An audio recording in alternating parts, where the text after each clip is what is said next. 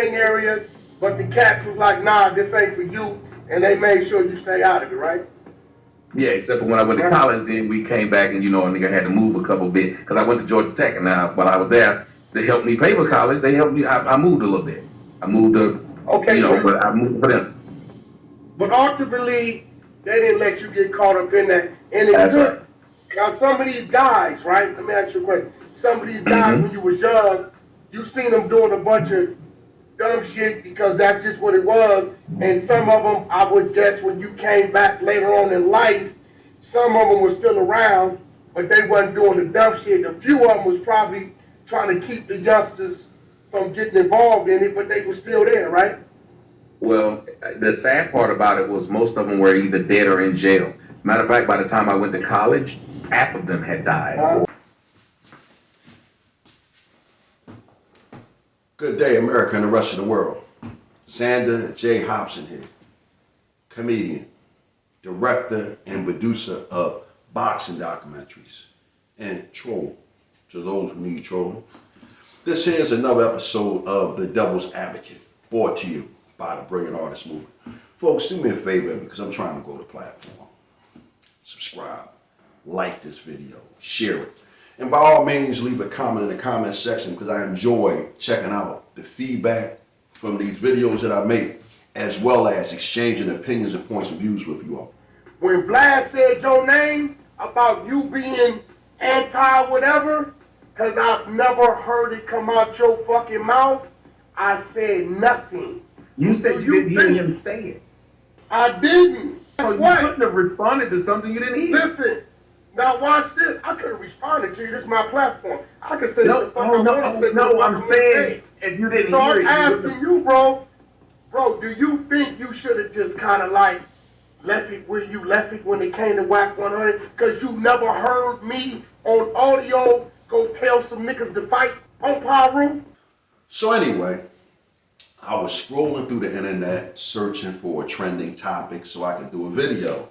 And I happened upon one featuring Wack100 and Tommy Sotomayor. And right away I say to myself, now who the hell put these two together?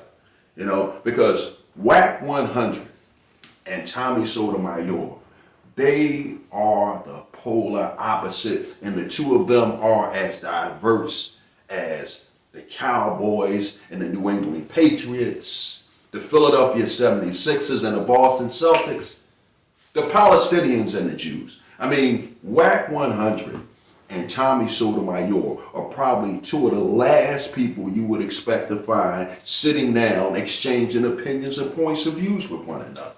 These two guys, their differences are so extreme, you wouldn't expect to see them in the same room. And if you saw them in the same room, you would expect to see those two at each other's throat. Nigga, you're a public figure. You ain't no public figure. You talk about Donald Trump and I don't know him. Nigga, I'm not Donald Trump, nigga. You're a public figure. I'm not but you're not. That's the problem. I'm not what? You're not.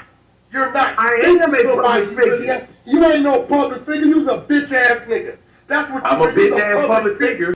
Wack100, a self-confessed street nigga. Wack100, having spent some time in the gang, done a little bit of time in jail, drove tractor trailers after he got out, and he found his way to prominence by hanging out with Suge Knight. And you know if a guy hangs out with Suge Knight, he's a rough customer.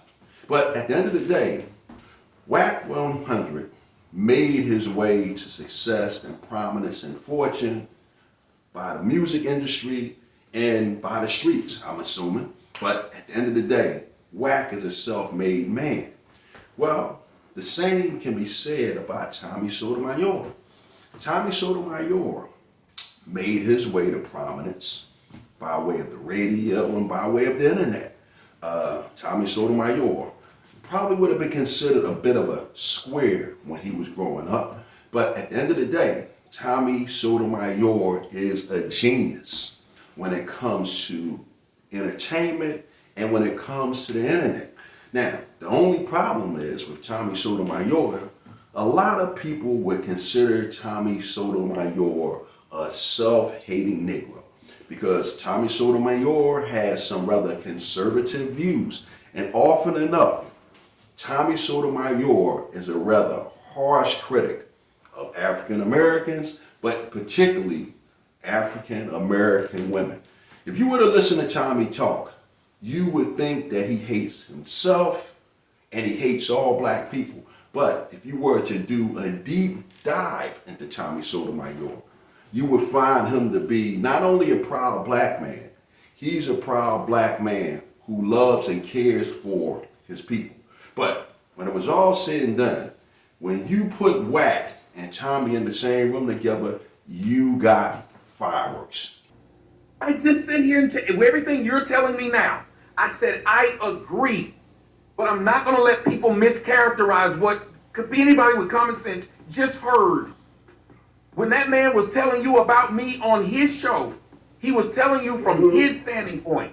He was gaslighting you and everyone else. Even guys And like, he's been did you doing hear it me for say, years. hey Tommy, watch this, Tommy. Did you hear me say anything about you when he said what he said? No, what you said was something about Tyreek. And that ain't You true. I said know what Tyreek. Tyreek was doing. You said how Tyreek was. You gave your opinion on what Tyreek's actions were. I know Tyreek. Tyreek has said with me and Captain Cesarion on No Jumper for 2 hours. No, I'm saying you gave your opinion of what he did and why he did it. That's why I said in the thing, I don't know. I said, if he said that, that's wrong. If somebody asked you, if they said, well, this guy named Tommy, he stood up there and slapped a bitch in the face. And you said, well, if he did that, that's wrong. How are you talking about it? That ain't what I'm going to say. I'm going to say, I don't know what she did to him. I can't speak on it. And they would say, well, you're not supposed to put your hand on a woman, right? Do you believe you can put your hand on a woman? Nah. I don't believe in that. My mama taught me, if a motherfucker hit you, you hit that motherfucking ass back. I agree. Wow. You know, you really hate to see two black guys going at it. Point blank, period. But it's really sad when you see two black guys who are as visible as Wack100 and Tommy Sotomayor having an exchange like this on the internet for the whole entire world to see. As black people, you know, we have enough people looking at us sideways and expecting the worst from us. And then you have something like this. I mean, it's bad. This is one of the reasons why I had to take a backward step from social media because, again, it's just so often, most of the time when you see African Americans or blacks in general on the internet, we're always fighting and misbehaving, and most of the time we direct that negative energy at one another. And you know what really bothers me about this whole Wack100 and Tommy Sotomayor situations? These two guys, they really didn't have an issue with one another, but you had a handful of people who had an issue with one or the other, and they kind of sort of turned them against one another. There was an issue with DJ Vlad and these other guys. I'm not certain who they were, but they clearly had an issue with Wack100, and what they did was instigated the hostility between Wack and Tommy. You know what? Why the hell am I even trying to explain it to you? You know, I'm gonna just let you watch it. Can I ask you something, Tommy? Go ahead. Yeah, boy, I'm still trying to find out what I was talking about Wack. Speaking of older men online, you know, talking things. Have you ever shared your thoughts on Wack100 on your show? You know, I've heard a few people ask me to do things about him, but I don't really know what he does. I've seen a couple things, but I don't exactly know what he does for me to be able to say something about him. But a couple of people have sent me stuff and asked me to say something about him. I typically try to stay away from other people who do content like that because they have their own lane, and I don't want to beef with him. So I don't know what he does though. Like, what is? Tell me. Well, he's on, and this is what a lot of people criticize him for. He's on Clubhouse, and a lot of people are saying that he's just egging on a lot of the stuff that's going on with the younger generation. Still screaming Pyru and starting fights with people and agonizing things like that.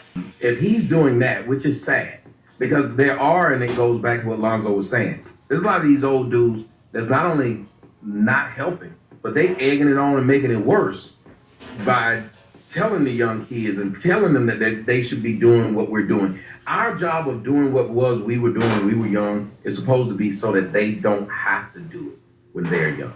And we turned into the women are doing it. The women are out there egging on fights and fighting with young women. You got 50-year-old women out here fighting 20-year-old women.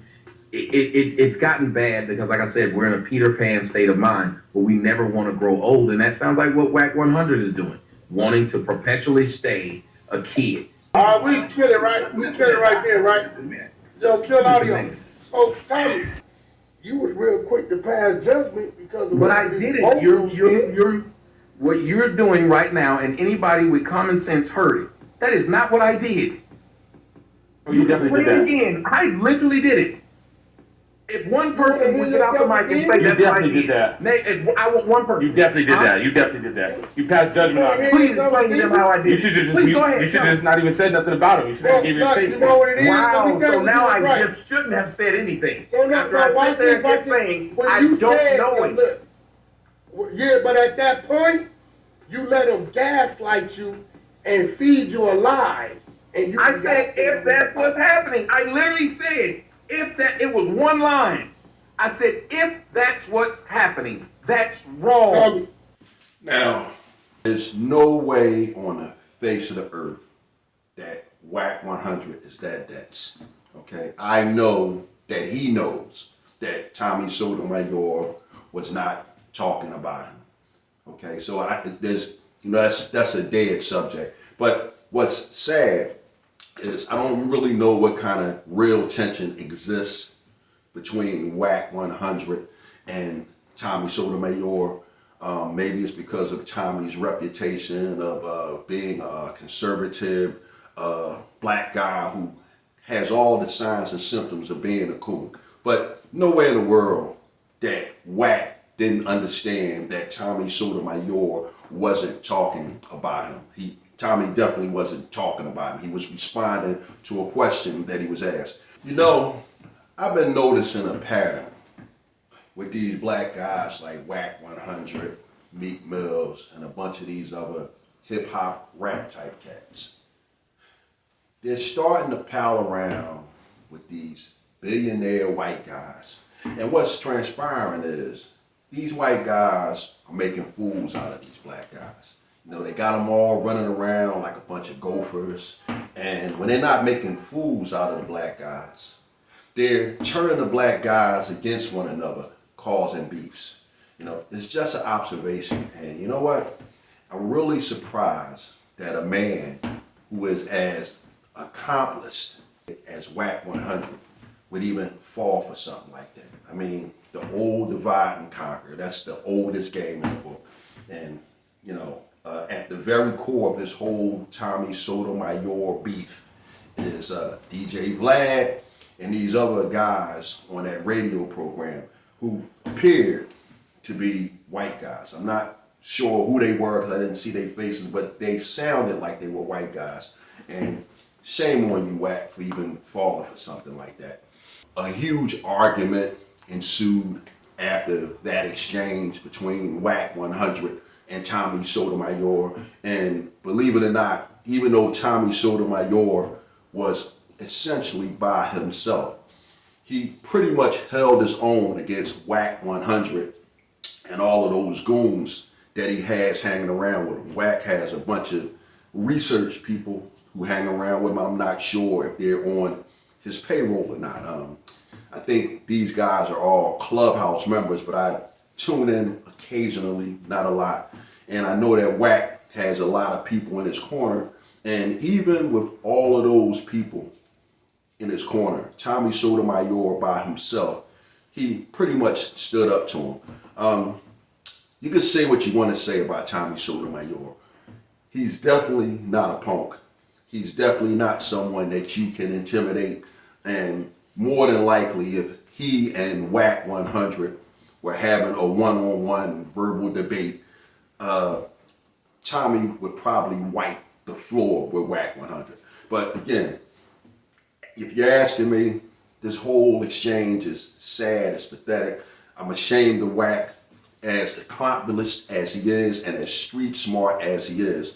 The fact that he's allowed Vlad or DJ Vlad and these guys on his radio show to sick him on Tommy the way he did, he should be ashamed of himself. You know, my only question, if I could literally speak to Wack100, I would ask him, Wack, why wouldn't you confront the guys who instigated the conflict between you and Tommy? So, with that said, folks, I'm pretty much done with this.